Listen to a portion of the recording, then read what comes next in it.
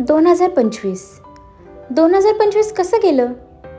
हा प्रश्न जेव्हा पडला तेव्हाच उत्तर देणाऱ्या त्याच दिया सुनील सविता कोळीने स्वतःचा ग्राफ चढताना आणि उतरताना पाहिलाय. तुम्हाला माहिती आहे, आयुष्याचा ग्राफ कधीच स्थिर नसतो, परफेक्ट सुद्धा नसतो. तो बनवावा लागतो, घडवावा लागतो. एका शिक्षकांनी 2 ग्रुपला टास्क दिले. एका ग्रुपला सांगितलं, तुम्ही एकच मडकं बनवायचं, पण ते असं बनवायचं की एकदम परफेक्ट.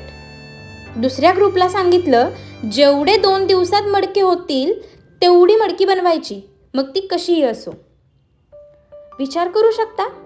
2 मिनिटं थांबा आणि विचार करा, रिझल्ट काय आला असेल?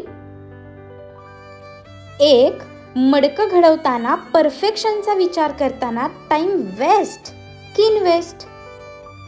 तर दुसऱ्या ग्रुपच्या बाबतीत पहिलं, दुसरं, तिसरं मडकं ओबडधोबड बनलं. हो, 3-4 मडकी ओबडधोबड बनली, पण कंटिन्युटी, कन्सिस्टन्सी यामुळे पुढची अनेक मडकी परफेक्ट बनली. आपल्या रिअल लाईफमध्ये आयुष्याचं सुद्धा असंच आहे. मृगजळाच्या पाठीमागे पळत असताना आपण थकतो, थांबतो, पण म्हणतात ना, थांबला तो हरला. आता हरला आहात, हा शेवट नाही ना. प्रत्येक पायरीवर आयुष्य नवीन संधी देत आहे. संधीचं सोनं करा, उठा, लढा, प्रसंगी खाली पडा, पण कंटिन्युटी ठेवून परफेक्ट बना. 2025 या वर्षात खूप चॅलेंजेस घेतले. मी स्वतः खूप चॅलेंजेस घेतले. काही आले, काहींना पेलले सुद्धा.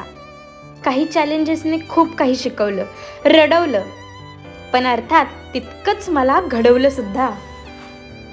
काही गोष्टी करायच्या बाकी आहेत, येत्या वर्षात नक्की पूर्ण करेन. 2025 या वर्षात फेल्युअर अनुभवलं, तितकंच स्ट्रेंथ निर्माण झाली म्हणा. आपल्या माणसांची साथ मिळाली. सर्वात महत्त्वाचं, लांब गेलेली माझी माणसं परत जवळ आली, कायमची माझी होऊन गेली. काही दूर गेली, पण स्वतःवर विश्वास आहे सर्व काही करण्याचा. जेव्हा स्वतःच्या अस्तित्वावर प्रश्न उठतो ना, तेव्हा रिअलाईज होतं, हरून कसं चालेल. मम्मी पप्पा त्यांच्या चॅलेंजेसला लढून इतका प्रवास करून इथंपर्यंत आले आहेत. सो तू सुद्धा त्यांचीच मुलगी आहेस ना, तू सुद्धा पार होशील. चॅलेंजेस घे, पूर्ण कर. हरून कसं चालेल, लढ तू. नावावरती माझ्या कितीही बोटं ठेवा, देईन उत्तर. गुलालाचा हिशोब नक्की ठेवा. बाकी 2026 मी तयार आहे प्रत्येक गोष्टीसाठी, स्वतःला नव्याने भेटण्यासाठी. तोपर्यंत पाठीवरती हात ठेवून फक्त लढ म्हणा. Happy new year to all. Thank you.